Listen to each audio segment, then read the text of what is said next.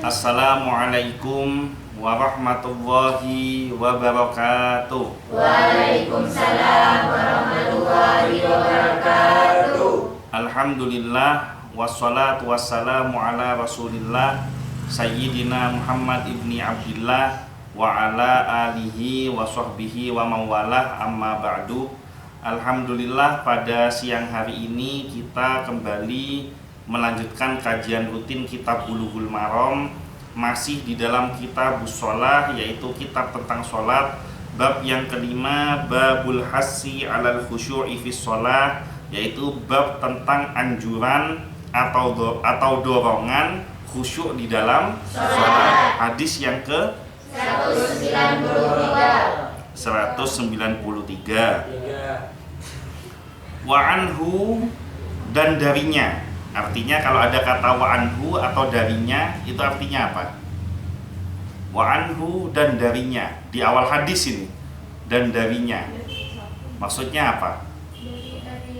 Dari siapa? Riwayat hadis yang sebelumnya. Nah, siapa sahabat yang meriwayatkan hadis sebelumnya? Hah? Nah, kan kemarin. Sebelumnya kan kemarin. Siapa riwayatnya kemarin?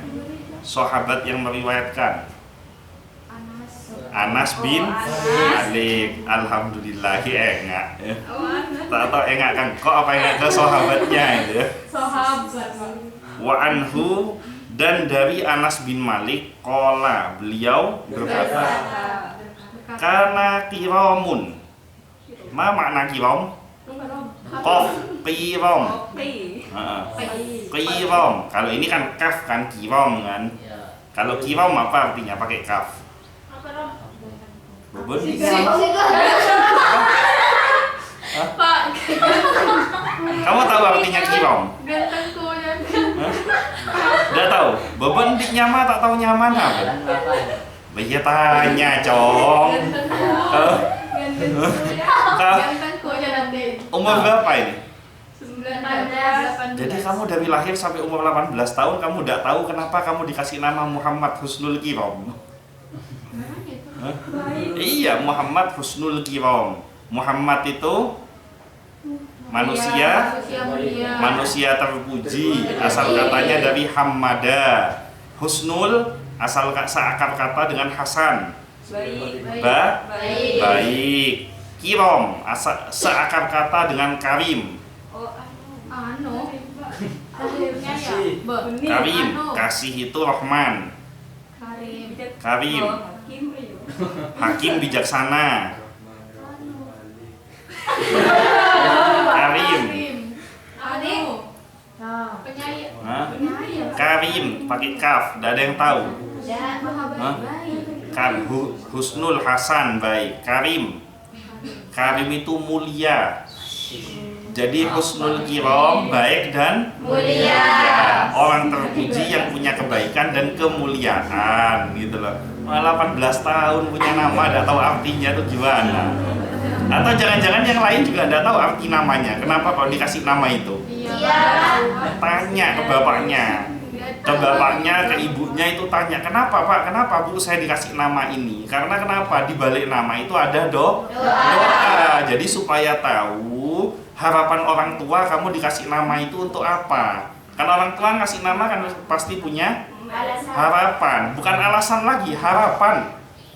Ngasih nama anak itu pasti ada harapannya ya. Itu kalau kaf, kalau qaf, qiram. Qiram. Ada yang tahu apa artinya? Itu kan kaf, mulia.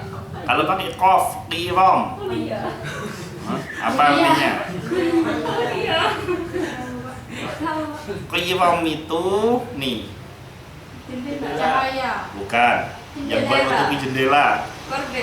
Korden atau tirai itu namanya qiram, pakai qaf. Ya, terbalik. Kalau qiram ini ya, kalau qiram ini ya pakai qaf ya. Qorin boleh.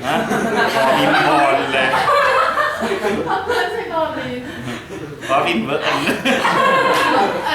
Qiram itu jendela, qaf atau tirai. Kana qiramun, ada sebuah tirai li Aisyah radhiyallahu anha, milik Siti Aisyah radhiyallahu anha. Satarat bihi janiba baitiha, yang mana tirai itu digunakan untuk menutup samping rumahnya. Nah, persis kayak gini. Ini namanya satarat bihi janiba baiti. Jadi menutupi samping rumah. Samping lah ini. Faqala lahan Nabi sallallahu alaihi wasallam, maka bersabda kepada Siti Aisyah Nabi sallallahu alaihi wasallam, umiti anna, singkirkan atau lepaslah untuk kita, iramaki hadza, tiraimu ini. Jadi lepaslah untuk kita, berarti untuk Rasulullah dan untuk Siti Aisyah, tirainya Siti Aisyah disuruh lepas. Fa innahu la tazalu tusawiruhu, karena sesungguhnya gambar-gambarnya, jadi tirainya itu ada gambar-gambarnya, bukan yang ini yang punya Rasulullah ya. Yang punya Rasulullah, yang punya Siti Aisyah itu ada gambar-gambarnya. Ta'riduli, mengganggu diriku, fi sholati, di dalam sholatku. Nah, ini luar biasa ya. Rasulullah, seseorang yang paling khusyuk di dalam sholatnya, ternyata bisa terganggu dengan gambar-gambar yang ada di tirai atau di jendela. Ini menunjuk di korden jendela korden. Ini ngerusak ritme ini anak-anak. Saya nunjuk macam jendela ada tangga ritme rosak ya, Mas ya. Ya, saya lanjutkan ya. Jadi sekelas Rasulullah bisa tahu dengan, bisa terganggu dengan gambar yang ada di tirai ketika sholat. Nah, ini menunjukkan bahwa sholat itu betul-betul tidak kehilangan kesadaran. Nah, ini hati-hati karena banyak orang mengatakan khusyuk sama dengan kesadarannya hilang. Justru Rasulullah sendiri menyingkirkan potensi-potensi yang mengganggu dirinya di dalam sholat. Saya lanjutkan. Rawahul Bukhari, diriwayatkan oleh Imam Bukhari. Wattafaqo, dan diriwayatkan oleh siapa tafaqo itu? Tafaqo itu siapa? Ada yang tahu? Ittafaqo. Ittafaqo seakar kata dengan muttafaqun. Berarti wattafaqo itu siapa? Wattafaqo. Muttafaqun. Muttafaqun itu siapa? Muttafaqun alaihi, siapa itu? Muttafaqun alaihi, padahal sering loh. Kajian ini sudah nyampe hadis ke 193, masih tidak tahu ke muttafaqun alaihi. Muttafaqun alaihi diriwayatkan oleh Imam Bukhari dan Muslim. Muttafaqun alaihi itu dua orang, Bukhari dan Muslim. Kalau semua itu jami'. Kalau mayoritas itu jumhur. Ya, kalau muttafaqun itu hanya dua, Bukhari dan Muslim. Wattafaqo, dan di dalam riwayat Bukhari dan Muslim, ala hadisiha, atas hadisnya Siti Aisyah ini yang yang mana Siti Aisyah diperintahkan untuk memindahkan tirai fi qissatin. Qissoh, ada yang tahu apa? Qissoh kok softa. Qissoh apa artinya? Qissoh, ada yang tahu? Apa? Qissoh, ada yang tahu artinya apa? Qissoh, kain. Kalau qissos, kisah. Kalau kisos, hukuman. Kisos, hukuman. Kissoh, kain. Kalau kisos, kisah. Ahsanal qosos, karena ada di dalam Al-Quran itu yang kalian jarang baca itu. Ahsanal qosos, kisah yang baik. Ala hadisiha, atas hadis dari Siti Aisyah, fi qissati ambijaniyah, tentang kain ambijaniyah. Ada kain namanya ambijaniyah. Saya juga tidak tahu walaupun saya pedagang baju, kayak apa kain ambijaniyah itu. Abi Jahmin, Nah, kain ini dihadiahkan oleh seseorang yang bernama Abu Jaham. Wafihi, dan di dalam riwayat itu, jadi tirainya itu menurut hadis yang diterangkan dari Bukhari dan Muslim, tirainya itu asalnya kainnya namanya kain apa? Ambijania, yang mana kain itu dihadiahkan oleh Abu Jaham untuk Rasulullah, dan kain itu digunakan untuk korden. Nah, kain ini yang diperintahkan oleh Rasulullah untuk diturunkan atau dilepas. Ada tambahan dari sabda Rasulullah, fa innaha alhatsni an sholati, karena sesungguhnya kain tersebut bisa melalaikan aku di dalam sholatku. Paham maksudnya? Paham. Saya mulai jelaskan kiromnya dulu, kosakatanya dulu maksudnya. Yang pertama, qirom. Qirom itu adalah kain tipis terbuat dari wol dengan berbagai warna. Jadi kainnya tipis, bahannya dari benang wol, warnanya macam-macam. Itu namanya qirom. Walaupun qirom juga tipis, tebelan saya. Selanjutnya, di sini ada nama Abu Jaham. Abu Jaham di sini adalah Ubaid atau Amr bin Hudzaifah al-Qurashi al-Adawi. Masuk Islam ketika Fathul Makkah. Apa itu Fathul Makkah? Fathul Makkah. Rasulullah hijrah dari Makkah ke Madinah. Ketika hijrah dari Makkah ke Madinah, Rasulullah dalam keadaan susah atau dalam keadaan senang? Dalam keadaan susah ya. Lebih banyak yang beriman atau yang ingkar? Banyak yang ingkar. Pindah ke Madinah. Nah, di Madinah beliau membangun peradaban sampai akhirnya insya Allah pada tahun 8 atau 9 Hijriah, saya agak lupa, Islam itu sudah begitu kuatnya sehingga akhirnya umat Islam dengan ratusan ribu pasukan itu datang ke Mekah untuk Fathul Makkah. Fathul Makkah itu artinya pembebasan kota Mekah dengan cara yang damai tanpa melalui peperangan. Sehingga ketika umat Islam datang dengan ratusan ribu pasukannya, ini kafir Quraisy ini yang ada di Quraisy ini semuanya gentar, keder, takut. 1 bulan sebelum Rasulullah sudah nyampe ke Mekah, ini penduduknya sudah takut duluan. Sampai akhirnya singkat cerita, di sana terjadilah peristiwa yang sangat luar biasa, di mana orang-orang kafir Quraisy menghancurkan berhalanya masing-masing. Jadi kalau sekarang kamu lihat fotonya Ka'bah itu, kan isinya kan orang sholat semua kan. Nah, kalau zaman dulu di sekeliling Ka'bah itu berhala-berhala, patung-patung, kurang lebih ada sekitar 360 patung. Ada yang namanya Lata, ada yang namanya Uzza, ada yang namanya Manat. Jadi patungnya itu dibuat masing-masing namanya, kemudian disembah. Nah, setelah peristiwa Fathul Makkah, terjadi peristiwa yang luar biasa di mana banyak orang yang memeluk agama Islam, yang itu diabadikan di dalam surat An-Nasr. Idza jaa nasrullahi wal fath wa ra'aitanna sayadkhuluna fi dinillahi afwaja wa ra'aitan nasa, dan kamu telah melihat manusia itu yadkhuluna fi dinillahi afwaja, masuk ke dalam agama Allah secara berbondong-bondong. Jadi hampir mayoritas, hampir 100% penduduk Mekah semuanya memeluk agama Islam, dan bukan umat Islam yang dari Madinah yang menghancurkan berhalanya, tapi mereka sendiri yang mereka sembah setiap hari, yang mereka buat setelah mereka masuk Islam, mereka sendiri yang menghancurkannya. Jadi ini menunjukkan bahwa Islam itu bukan agama yang anarkis, bukan kamu yang memaksakan diri untuk menghancurkan tempat ibadah orang. Tapi ketika orang itu sudah memeluk agama Islam, dia sendiri yang menghancurkan sesembahannya. Nah, kemudian yang kedua terjadi peristiwa yang luar biasa juga, di mana Bilal bin Rabah. Siapa Bilal bin Rabah? Muadzin, asalnya dari mana? Habasyah, Ethiopia. Profesinya sebagai apa? Mantan budak. Muadzin menolong.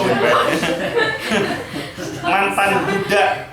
Budak itu di bawahnya pembantu, karena pembantu masih terhormat, dapat gaji. Kalau budak tidak berhak mendapatkan gaji. Dia betul-betul ibaratnya seperti, perlakuannya itu seperti binatang yang hanya dikasih makan saja. Dan Islam itu agama yang menghapuskan perbudakan. Nah, Bilal bin Rabah itu asalnya seorang budak, kulitnya hitam legam.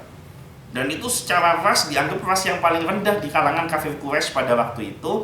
Ketika peristiwa Fathul Makkah, Bilal bin Rabah diperintahkan untuk naik ke atas Ka'bah yang paling dimuliakan, tempat ibadah yang paling dimuliakan, naik ke atas Ka'bah, kemudian beliau mengumandangkan azan.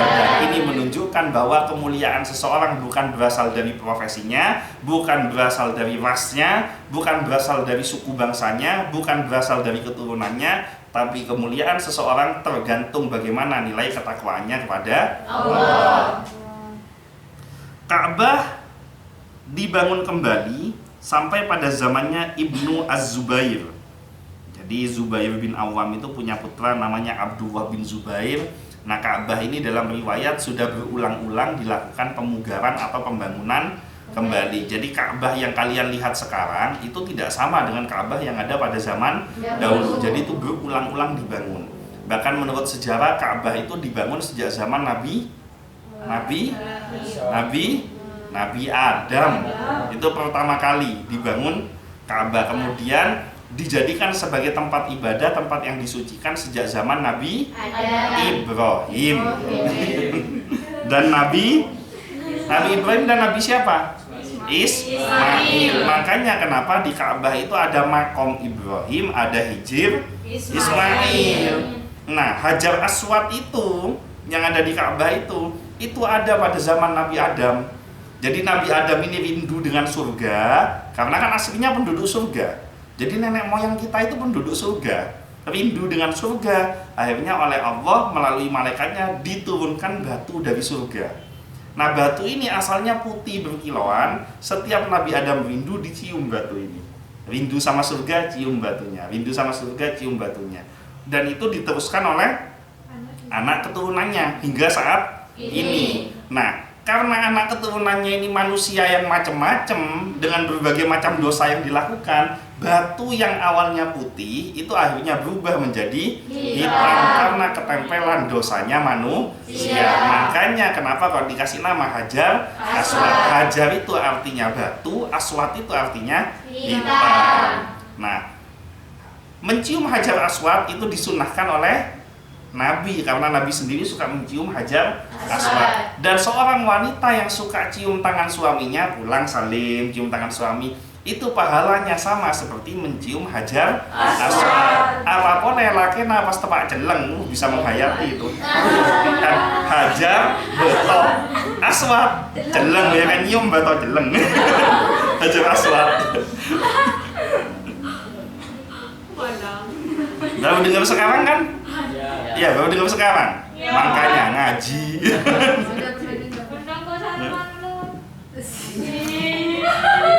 Saya lanjutkan. Jadi Abu Jahm atau Ubaid bin Amir bin Hudzaifah al-Qurashi al-Adawi ini masuk Islam ketika Fathul Makkah. Nah, beliau ini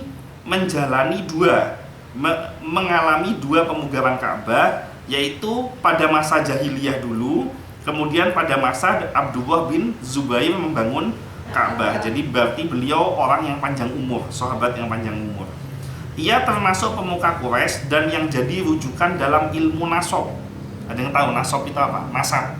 Ilmu nasab, ilmu silsilah keturunan, bukan nasab, maaf. Jadi nasab itu keturunan, silsilah. Dan orang Arab itu adalah orang yang paling megang keturunan nasab. Coba itu kalau disebutin namanya kan bin-binnya hafal mereka, yang hafal.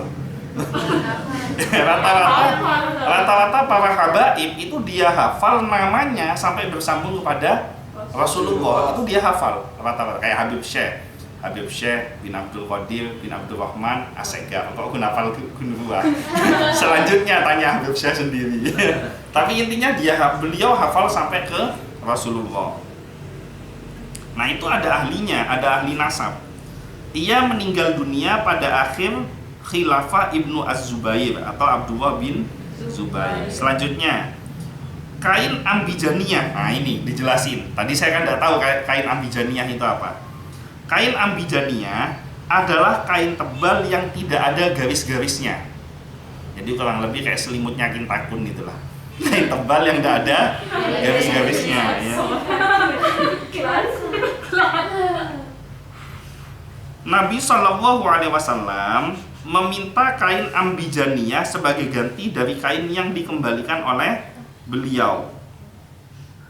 Awalnya hati Abu Jaham hancur karena Nabi Shallallahu Alaihi Wasallam menolak hadiahnya. Nabi Shallallahu Alaihi Wasallam lantas meminta ganti dengan kain ambijaniyah. Alasannya karena kain yang diberi pertama melalaikan dalam sholat sehingga tidak khusyuk. Padahal beliau hanya terlalaikan dari sebagian sholat saja ketika sekali memandang garis-garis pada kain tadi. Jadi qirom itu kain tipis yang terbuat dari wol, ada garis-garisnya. Jadi ceritanya Rasulullah ini dikasih qirom, dikasih kain tipis yang ada garis-garisnya. Nah ini oleh Rasulullah dikembalikan, kemudian minta puruk, minta tuker. Nah tukerannya itu namanya kain ambijaniyah. Kainnya tebal tapi tidak ada garis-garisnya. Nah Abu Jaham sempat sedih, kenapa kok hadiahnya ditolak? Tapi ternyata dari sini muncul sebuah pelajaran yang luar biasa. Rasulullah tidak mau terganggu sedikit saja sholatnya, walaupun itu hanya di dalam sholat, tidak sengaja memandang garisnya, takut sholatnya terganggu. Nah kamu sejauh itu nggak persiapan kamu supaya sholatnya tidak terganggu? Yang mau kena aja bagian bawah waktu iqomah tadi dipakai. Saya lanjutkan. Sekarang kita ke syarahnya ya. Pertama, hendaklah orang yang sholat menjauhkan segala hal yang melalaikan dari sholatnya. Yang membuat lalai di sini bisa jadi adalah ukiran, gambar, tulisan-tulisan dan semacamnya. Ya kalau sudah seragam gladis kan sudah biasa. Tidak mungkin kamu tiap sholat maca gladis kan sudah. Karena kan sudah biasa dilihat. Ini yang dimaksud adalah kamu dengan sengaja memakai pakaian yang pakaian itu memancing orang di belakang untuk membacanya.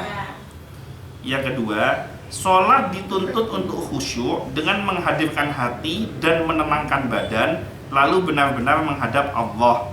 Jadi khusyuk itu pertama hadirkan hatinya, tenangkan badannya, mantapkan hatinya untuk menghadap Allah. Yang ketiga, disunnahkan pada orang yang sholat untuk memandang tempat sujud, tidak memandang ke yang lainnya. Berarti kalau memandang matanya harus terbuka, bukan terpejam. Nah iya toh, kok kan depan ya ke bawah lah mata. Jadi sholat memandang tempat sujud. Yang keempat, hal ini bukan berarti tidak boleh memakai pakaian bagus dalam sholat. Nah ini jangan salah paham. Bukan pakaian bagus dilarang dalam sholat. Bahkan kamu dianjurkan, ada ayat Al-Quran yang memerintahkan kita untuk memakai pakaian yang bagus. Kalau bisa pakai pakaian yang paling bagus, pakai pakaian yang paling kamu sukai di dalam sholatmu. Nah cuma jangan sampai pakaian bagus yang kamu pakai itu sebagai ajang takabur atau hal larangan yang lainnya. Jelek kelambi bagus montak telasan tak yang kui.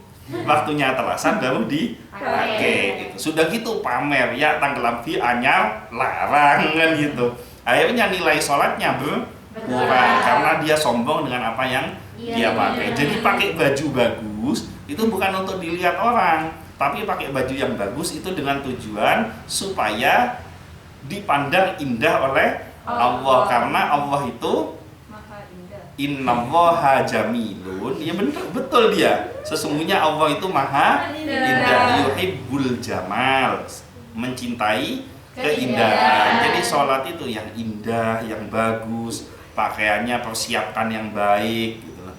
Jerukuk lah, telau bulan tak selesai yang kui. Apa tak ngawon. Selanjutnya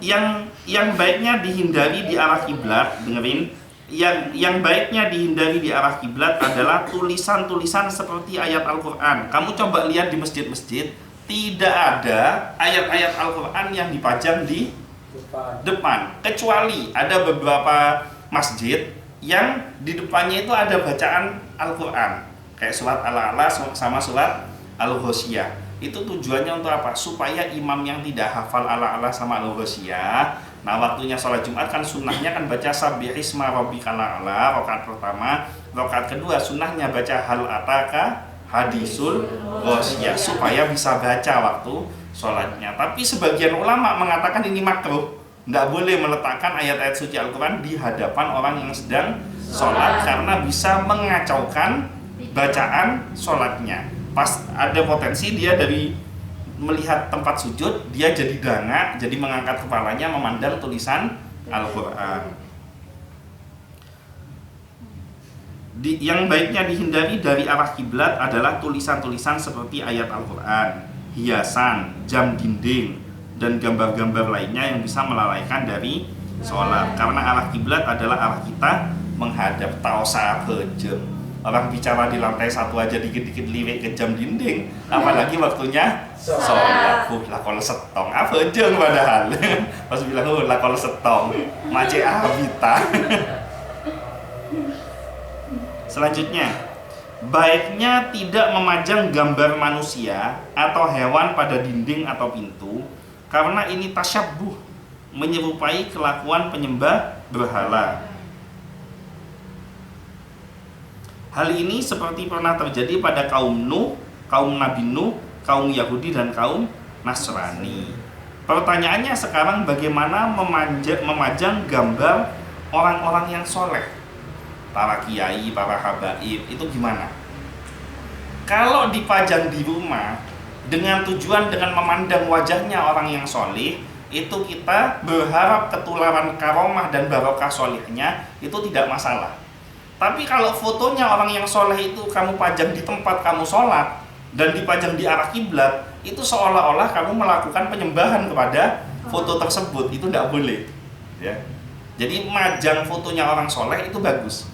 Bahkan menurut Habib Umar bin Hafid diterangkan, apabila ada rumah tangga kemudian mengalami sebuah masalah yang secara akal logika masalahnya tidak mungkin selesai, ini sudah pasti pesa, sudah urusannya pasti pesa, pasti bubar, maka salah satu solusi yang paling gampang adalah pasegut melihat atau ngolaten wajahnya orang-orang yang soleh. Maka ketika sering memandang wajahnya orang yang soleh, suami memandang wajahnya orang yang soleh, istri memandang wajahnya orang yang soleh, maka insya Allah masalah sebesar apapun akan dikasih jalan keluar oleh Allah, karomah dari wajahnya orang yang soleh tadi. Makanya mau di handphone, kan Roma kan kita di, kan belum ada yang punya rumah kan, rumah kan masih punya orang tua kan, nggak tahu khas rumah sendiri atau rumah orang tua. Nah, rumah orang tua kan tak bisa ben masang foto. Kan dia tahu karena bukan rumahnya sendiri. Minimal handphonemu itu wallpapernya pakai wallpaper orang soleh. Ya, mentah percaya. Kok kan orang soleh wallpapernya. Gitu. Ini kiai saya waktu saya mondok dulu.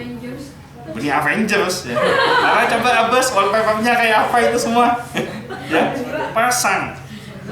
Kalau kamu tidak ketemu fotonya orang soleh, fotonya orang soleh yang kamu udah ketemu, sebetulnya ya pasti ketemu banyak ya, tapi kamu udah ketemu yang minimal pasang foto bapak ibumu, minimal pasang foto ibumu. Kenapa? Karena di wajah ibumu di situ tergantung tersimpan tapi itunya Allah gitu loh. Tapi kalau bapak dan ibu harusnya tidak perlu di wallpaper, cukup di dalam hati. Karena orang tua itu harus menempati posisi yang paling istimewa di dalam hatinya, terutama orang tua ini, gitu, terutama ibu. Nah, usahakan cari, terserah mau foto siapa saja. Saya beberapa kali kemarin itu ketemu, tapi sudah berhenti anaknya ya, pegawai, ada yang masang fotonya Habib Umar di wallpapernya. Ada yang masang di wallpapernya itu Kiai Azaim, ya Sayyidi Kiai Azaim kan waktu itu bagus. Kenapa? Umpama saya bawa fotonya Kiai, ya kan? Nah, orang zaman sekarang sedikit-sedikit ngidupin handphone nggak? Ya. Hidupin handphone. Umpama saya mau meler, keluar istri tidak ikut, saya meler. Umpama ini ya. Nah, begitu enak-enak meler, jangan marah. Ini orang bini cedek ya, umpama lah ngamuk. Itu sampai ada temennya almarhum papa saya itu cerita saking hebatnya orang perempuan tidur bersama, begitu bangun tidur, istrinya bangun tidur, suaminya langsung dicekek. Kan kaget suaminya kan. "Bu, kenapa kamu kok nyekek saya?" "Iya, barusan saya mimpi kamu selingkuh," katanya. "Kun mimpi selingkuh cekel. Baru mimpi ini, belum aslinya." Nah, umpama saya mau maksiat. Saya jauh dari istri, saya mau maksiat umpama. Terus saya hidupkan, saya nyalakan handphone saya. Mungkin mau lihat telepon, mau balas WhatsApp dan lain sebagainya. Ngelihat fotonya kiai, burung apa enggak mau maksiat? Burung. Langsung burung. Nah, itu salah satu barokah handphonemu itu ada fotonya orang soleh gitu. Pas marah, mau marah berlebih, muka handphone itu alasannya kenapa saya itu kemarin marah bisa diredam. Buka handphone, ngelihat fotonya kiai saya sabar-sabarnya orang. Ini saya akan tidak diakui jadi santri nanti kalau saya emosi karena tidak mengikuti jejaknya guru saya gitu. Ini coba nanti dites besok atau besok lusa, saya mau lihat wallpapernya. Ini dipasangi wallpapernya orang soleh apa tidak ini. Terserah, bebas, mau siapa saja, mau kiai, mau habaib, mau siapapun yang kalian suka, pajang. Itu insya Allah dampaknya secara religi dan spiritual itu pasti akan ada dampaknya. Oke. Bahasa apa?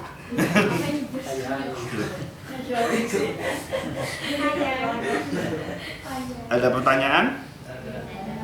Mungkin itu saja yang bisa disampaikan. Mudah-mudahan semuanya panjang umur, sehat, selamat, bahagia, semua impian dan cita-citanya tercapai, dan mudah-mudahan semuanya mendapatkan syafaat dari Nabi Muhammad SAW. Al-Fatihah.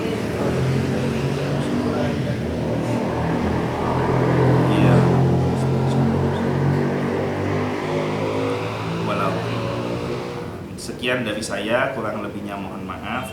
Wallahul muwaffiq ila aqwamit thoriq, wabillahi taufiq wal hidayah. Wassalamualaikum warahmatullahi wabarakatuh. Waalaikumsalam warahmatullahi wabarakatuh. A'udzu billahi minasyaitonir rajim. Bismillahirrahmanirrahim. Qul huwallahu ahad, Allahus samad, lam yalid wa lam yulad wa lam yakul lahu kufuwan ahad. Bismillahirrahmanirrahim. Qul huwallahu ahad.